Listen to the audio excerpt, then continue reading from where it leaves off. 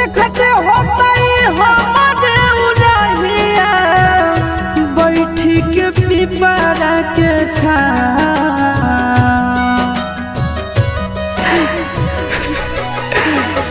देखते होता हमारे उड़हिया